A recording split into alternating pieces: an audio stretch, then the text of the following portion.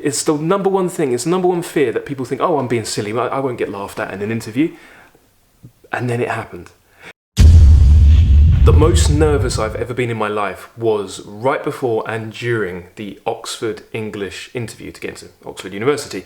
And now people who know me will tell you that I don't get nervous. And I'm kind of bragging a little bit, but I really don't get nervous. Not in most situations. If I go to a high pressure job interview, and I've been to a few since Oxford, I don't feel nervous, and that can work in my favour, it can work against me. Sometimes nerves is good. If you feel nervous about something, it means that there's a lot on the line and you feel invested and you want it to go well. That's a good thing about the nerves, but sometimes you can get in your own way. And this is actually particularly quite a prevalent problem that I've noticed with students when it comes to exams. You can have the best student ever who should get straight A's or nines or whatever, get the best marks and should do really well across the board. But if they get too nervous, you can get in over your own head and you can overthink things and you can mess it up. You can just muck it up. I've known a few students that have literally, they should have got a better result than they did, but they got too nervous. That was something that worked in my favour for exams because while some people, peers, friends, they would be crying and shaking right before important exams, I'd be very, very chill, which enabled me to do a technique which I recommend to people.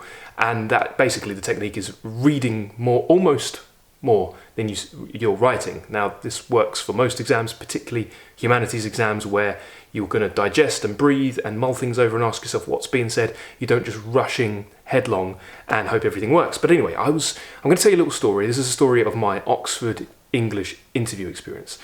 I was so nervous, and to this day I have not been that nervous ever again. This is what happened. I turned up at Oxford. This was pre-COVID. The pre-COVID days where they would put you in a dorm, and this was like an actual Oxford student's room, and it was obviously during the holidays, so it was vacant. So they put you up, and so I'm in this room, and I've just turned up at Oxford, and I've never been to Oxford before in my life. And everyone else who's applying, I was at Oriel, by the way. Everyone else seems to know Oxford really well. They've already been there a few times. They've been there when they were a child. They've been there visiting, and they know they want to go to Oxford. I turn up to Oxford, and I'm not well travelled. I'm a bit innocent, a bit too pure, a bit in over my own head, and it's like I've landed on another planet. I remember walking along the street and just bikes whizzing past me, tringing their bells, people yelling at me to get out of the way. I was like, I had hardly even been to a big city, like not London, not any big city really. I was out in the sticks, in the countryside of Essex. I went to a rubbish state school. And the thing is, before I even went to Oxford, I had no conception of ever applying to university full stop. And it was only because of one teacher, my religious studies teacher, who really helped me. Because she told me, she asked me, what am I going to do after secondary school? And I said, I'm going to go work in a warehouse. I was being a bit of I was an annoying kid, and she said, you don't work in a warehouse. You're going to go to Oxford. She said, you're going to do two things. You're going to go to Oxford, Oriel College specifically, because that's where I went. I'll even take you, we'll go on a road trip and we'll go. We never did that, but she said, you're going to go to Oriel. I didn't even know that Oxford, I know it sounds silly now, I didn't know Oxford was divided into lots of different colleges, like 30 plus, 35 colleges. Didn't know. I was like, okay, Oriel. So when it came to applying, I just put it down, Oriel is my preferred college, because you've got to have a preferred and then there's a backup. She said, you're going to go to Oriel College and then you're going to help people. And since that time, I'm happy to say that I've done both and I'm in the process of the second one. And so I applied and did my personal statement, did all that, sat the ELAT exam, and I got through all the rounds. And I turned up at Oxford. I've been shut up in this room, and I don't know what to expect. And I've got all my books with me. I've got my notebook. I've been writing poetry and reading and stuff. I'm kind of lounging around, smoking cigarettes. The world was a bit of a different place when I went to Oxford. We didn't spend so much time on our phones. The internet wasn't as good, I don't think Netflix was a thing. I mean, if it was a mail service where they'd send you the actual DVDs in the mail. So I turn up, and there's this sort of bulletin board in the JCR. That's the Junior Common Room.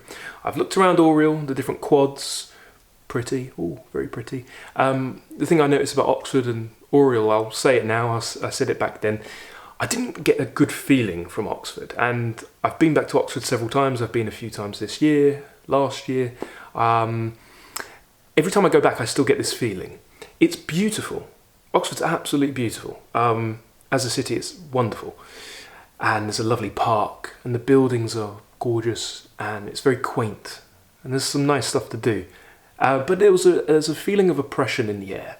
And when you walk through the streets, walk over the bridges, you've got all this beauty, but especially in autumn, there's this tinge of melancholy, this pervading sadness. And I think it's because of the students who are very, very stressed. Now, I believe in vibes, I believe in energy and picking up on vibes. And there wasn't a great vibe in Oxford. Everybody feels a bit isolated. And I really felt this when I was in my final year and I was doing my dissertations on Joseph Conrad. And I'd walk through the streets and it was autumn time and it was getting dark and there was dead leaves everywhere. And I just felt crushingly depressed. And I know other people did as well. I know my mentor, who was a PhD student. I know my tutor, who was working on her doctorate. They were all very, very stressed. People got bags under their eyes. Their shoulders are hunched up. They need a good massage to get the knots out. And it just feels oppressive. So I didn't get the best vibe from Oxford. As for places that gave a really good vibe, I liked York University. I went all the way up to York. I liked that. I liked the campus. They actually rejected me. Funnily enough, every university apart from Oxford and Bristol rejected me. And we can go into why that is, but sometimes when universities know that you're applying to Oxford or Cambridge, they'll reject you before you can reject them. Okay, there's a lot of college politics involved. I liked Warwick. I went and looked at the creative writing programme on Warwick and I thought, this is a nice campus. Oxford, I didn't like it so much. I guess you're interested, the other ones that I applied to, I said Bristol and there was Exeter as well. So I turn up and you go into the junior common room and they post on this board the times, your names, and when your interview is and where you've got to be. Okay? And they don't update it with a lot of time in advance. So you've got to keep checking in pretty much every hour because they could put it up and then from the moment they put it up, you've got to be across town in 90 minutes, which is what happened to me. Anyway, my first interview, I had 2 interviews. Some people have 2, some people have 3. My first interview was Oriel College. And first I went into the dining hall and I had some lunch. And everybody was keeping themselves to themselves. Everybody was really nervous. And everybody was asking each other the same questions, like, what books are you going to talk about? Because one of the things they ask you in the English interview is to prepare 7 books that you want to talk about. And I must have heard Pride and Prejudice over and over and over and over again. Some people are a bit odd. They will not tell you like what books they're discussing. They don't want to use up their interaction with you, so people will be rude. I noticed that the people who were friendly and who wanted to talk, like I made friends with a guy, and we went to the pub and we had a bit of a chat. These are people who actually went on to get enrolled. The people who are more loose and relaxed, they're the ones that are more likely to get in, I noticed. Anyway, so I have my lunch and then I go and I'm sitting outside what would then be my tutor's room. And we'd have a lot of tutorials there, one-on-ones and group ones. Sometimes we'd end up going up on the roof. Sometimes we'd go on the lawn if it was a nice day and we'd spread our books out around us. It was a really good time. So my first year when we did Victorianism with my first year tutor were lovely times. Lovely man. But anyway, I'm sitting there and I see one of the girls who I spoke to who said that she was going to talk about Pride and Prejudice. She's a small girl, got really big glasses. She reminds me of like a Harry Potter character. Can't place which one it is now. Sort of mousy brown hair, clutching her books, like a cliche of an English literature student. What's funny though is if you get into Oxford, you'll notice that nobody fits a cliche mould. In fact, everybody looks really different. That's another little thing that should give you a hint. But she goes in, and I'm sitting there, and I'm sitting a bit far away from the door. There's a little stairway, a little landing, and another stairway. So I'm sitting up raised, but on the other side. And I can hear them talking, and I can't really hear what they're saying, but you can hear, like, from muffled voices, you can hear the tone. Ooh, ooh, ooh, ooh. And then sometimes they would, ooh, and then she'd say nothing. And I'd hear snapshots here and there, and then it just didn't sound like it was going well. And the longer I'm waiting, I'm looking at the clock, and it's ticking, and I think maybe 3-4 minutes have passed, and I look, and like 20 seconds have passed, and I'm like shaking, I'm nervous, I'm trying to put my attention on something else. I've brought my books with me. I've got a satchel, and I brought the 7 books I want to talk about. They're all dog-eared. That's a good tip. Well, not that you could particularly use it. Well, you can still use it even when things are online, because you can have the books with you. And she comes out, the interview finally ends, shuts the door behind her, and she just stands there in front of the door, like frozen, like a deer. And suddenly I can hear laughter. They're laughing. Now, there's my tutor, and then there's the editor of the Oxford English Dictionary, who's there to observe and take notes. And they're laughing. That is the worst thing. It's the number one thing. It's the number one fear, that people think, oh, I'm being silly, I won't get laughed at in an interview. And then it happened. Obviously, they weren't laughing about her. They would have been talking about something else. I know when I entered, they were having a chat about some other thing. But obviously, to her and to me, it would have sounded like they were laughing about her, about how awful she'd done. And she bursts into tears. And runs with her book still, like that. And then I got to wait. Okay, come in. And now I get up, and I'm just shaking like a leaf. I go in. My mouth is drier than the Sahara Desert. Everywhere else wet. My hands shaking, my hands moist. Awful. I sit down, and they offer me, the editor of the Oxford English Dictionary, he offers me a glass of water. He fills it up. And obviously I want to take the water. I'm parched. But I know that if I reach out, and this happened because I tried to, my hand is shaking so much that I think water is going to spill out of the glass. And not only that, if I can manage to keep it in the glass, they're just going to see me go like this. And then I thought, like an idiot, I'll probably spill it all over myself. So I had a really bad dry mouth, and I didn't take a sip of water. And I sat down, and they asked me a few cursory questions. Are you enjoying Oxford? Where did you come from? How are you doing? What have you been working on? What have you been reading? And then they say, right, you've chosen 7 books, yes. We want you to list them. And I listed them all. And the Oxford English Dictionary guy, he's making a note. And then they said, now we're going to go through, read them out, and you say whether it was self-chosen or classroom reading. Okay, so basically, is this a text you did for GCSE or A-level, or did you pick this and read this off your own back? And they go through the list. I got As I Lay Dying by William Faulkner, and they read that out, self-chosen. Heart of Darkness by Joseph Conrad, self-chosen. What was another one that I picked? On the Road by Jack Kerouac, self-chosen. The Golden Bough by James Fraser, self-chosen. I went through self-chosen, self-chosen, self-chosen, self-chosen, and their eyes widened. I found out later, this is something that I knew kind of instinctively, that would be a good thing.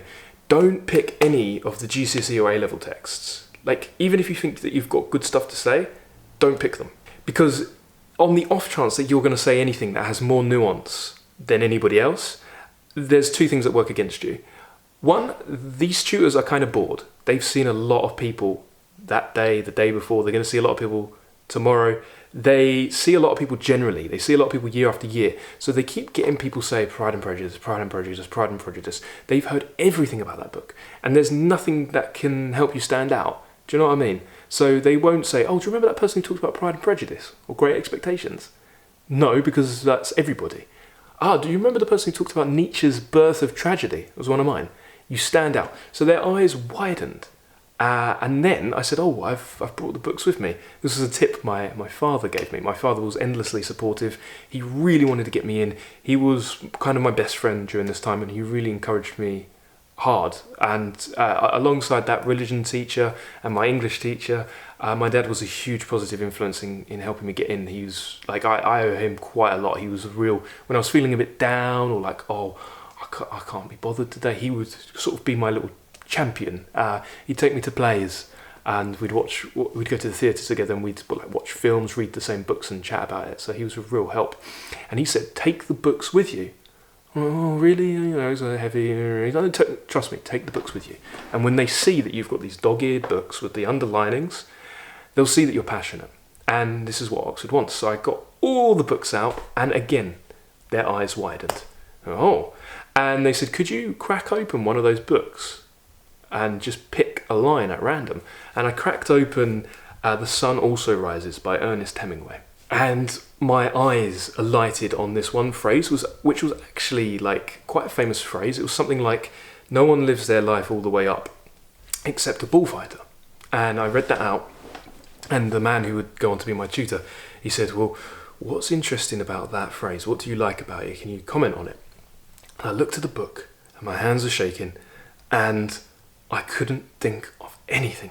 I wish I could have said anything.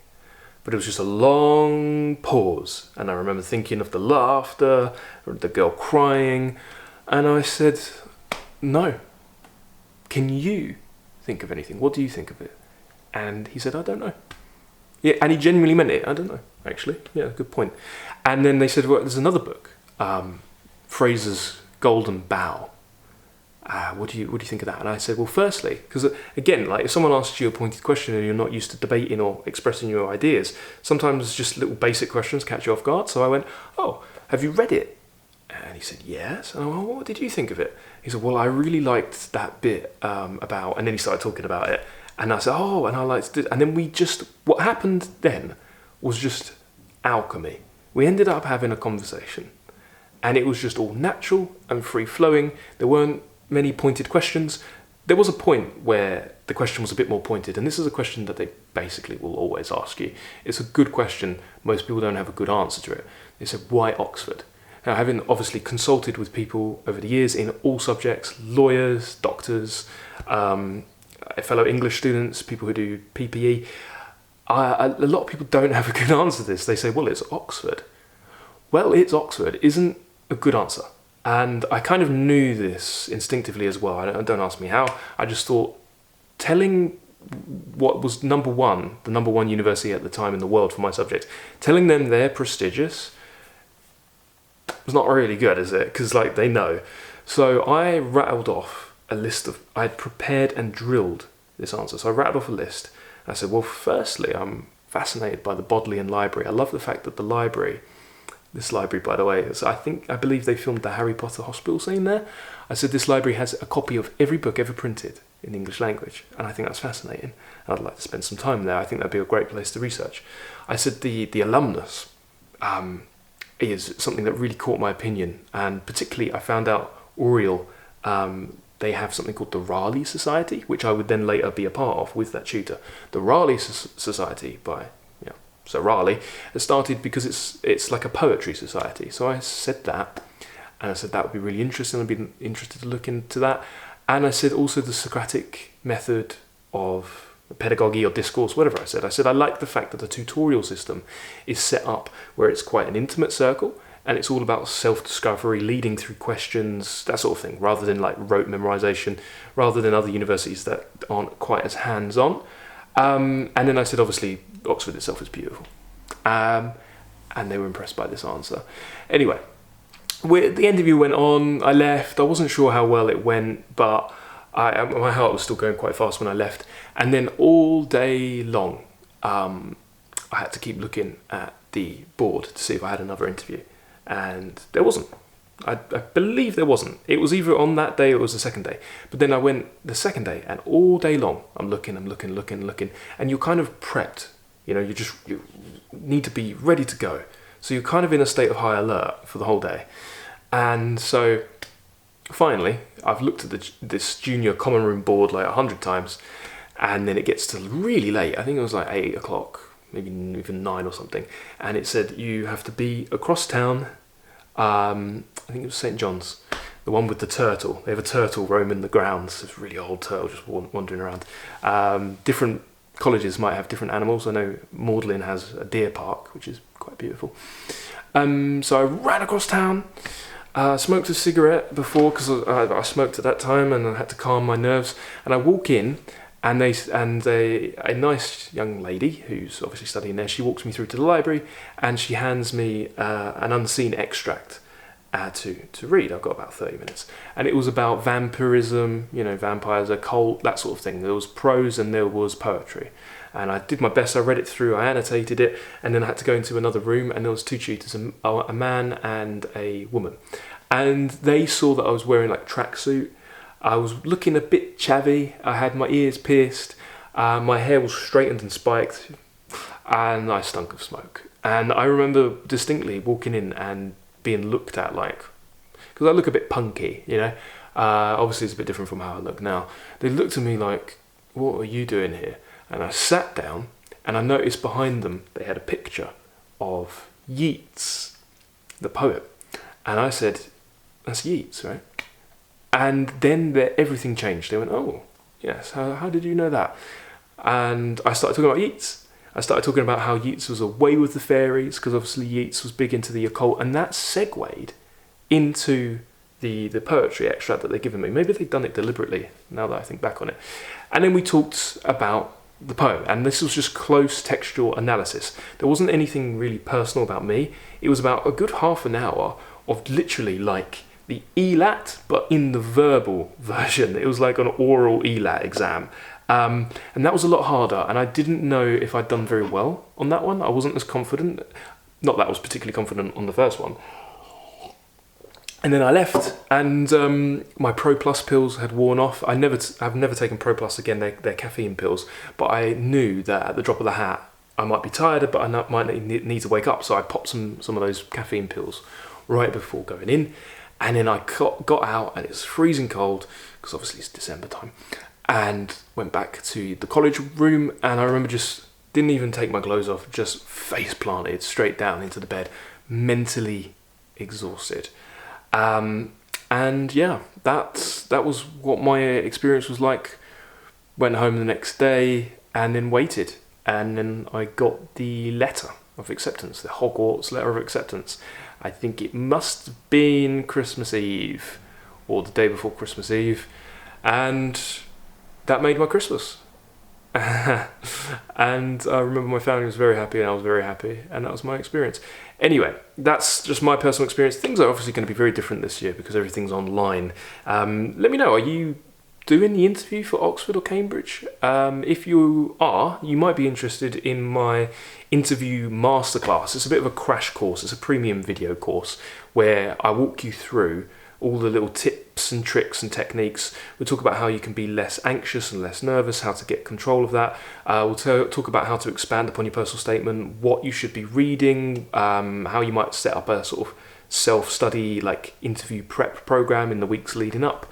And we'll talk about all that good stuff. We'll talk about how to do an online interview. We'll talk about how to stand out from the crowd, basically. So you can stack the odds in your favour. I've long believed that through every part of the process for Oxford and Cambridge, there's 4 camps. A camp is like, for example, just say you do entrance exam. Well, there's a camp where they go, definitely getting this person in for interview because they're amazing. Almost definitely getting them in because they're pretty good.